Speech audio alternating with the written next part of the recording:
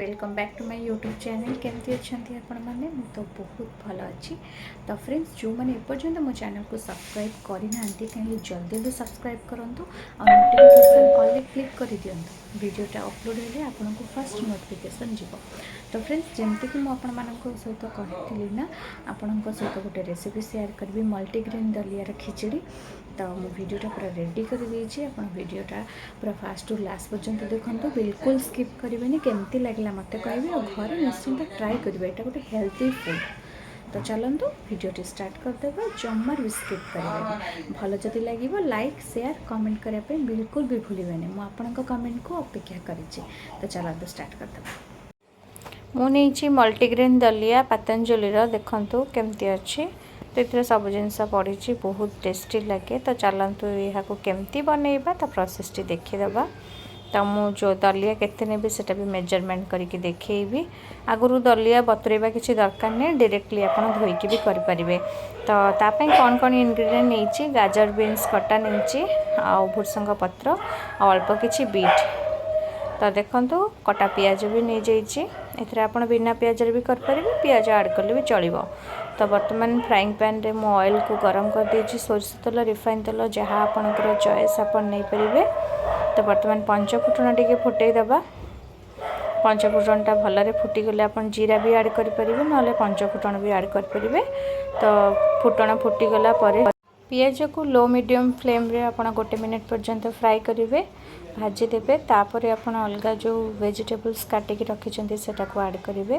तो देखंतु पियाज को बर्तमान भाजी दूची आपन जदि चाहिए एथिरे कंचा लंका सुखला लंका ऐड करेंगे। तो जेहेतु हस्बैंड राग खाती मु तो पकईनी बर्तमान गाजर बीन्स आउ बीट को 1 बाय 1 पकईकी टिके भाजी दबा जेमिति उपमारे पड़े सेमती पकेबे। एथिरे आपण अलगा वेजिटेबल्स ऐड कर परिबे जेमति झुडंग हैला कि पोटल हैला एमती छोट छोट चॉप करके काटिकी दे परिबे सब पनीपरिबा दे परिबे। देखंतु वर्तमान मो भुर्संग पत्र आ बीट को पकई देछि यहाँ को पकईकी भल भाव में फ्राई कर देबी। भुर्संग पत्र पकईले तार टेस्टटा बहुत भल लगे और स्मेल भी भल लगे। इथरे आपण जदि चाहिए कटा टमाटो भी दे परिबे सेटा आपनका चॉइस ऑप्शन।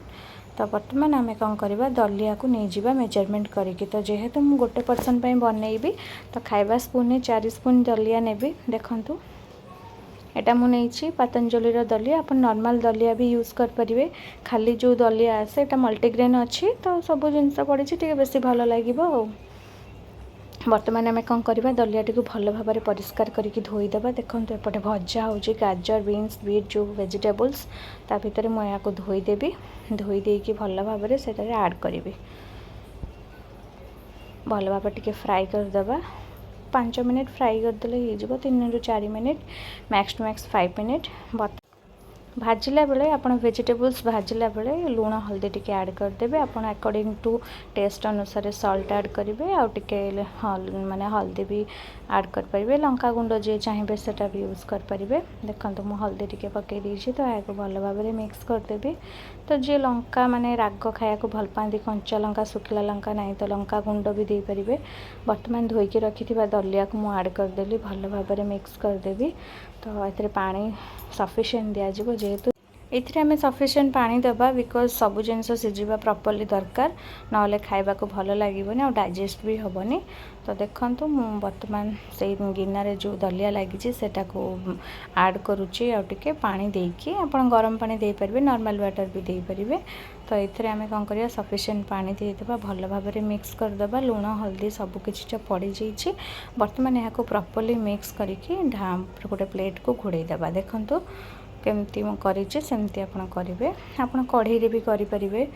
मो पाखे छोट फ्राइंग पैन थिला मु अल्प टिके बनैबी तो एथिरे ही बनै देइजे। देखंतु सफिशिएंट पानी दे देली तो सफिशिएंट पानी देकी भल भाव में यहाँ घोड़े देवी 15 ରୁ 20 मिनिट पर्यंत कहीं सिझापी टाइम लगे।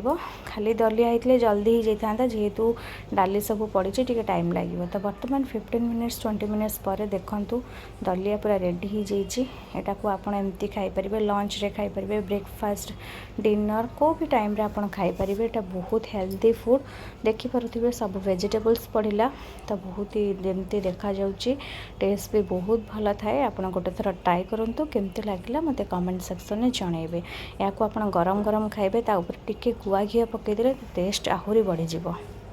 भिडियोटी तो देखिले केमती लगिला मते कहतु कमेंट लिखा को बिल्कुल भी भूलतुनि। मल्टीग्रेन दलिया आपन गोटे थर घरे ट्राए करंतु मते तो बहुत भल लगे मो हस्बैंड को भी बहुत पसंद। तो वीकली मुझे जमती भी हेले गोटे थर करे मल्टीग्रेन दलिया नॉर्मल दलिया भी करे। दलिया खीरी आगु को केमती कौन हम मु प्लेन दलिया आने दलिया खीरी रेसिपीटा मुझे अपलोड करी केमती लगिला मते कहतु। ए वीडियोटी अपेक्षा करंतु नेक्स्ट वीडियो को से पर्यंत रही बाय बाय।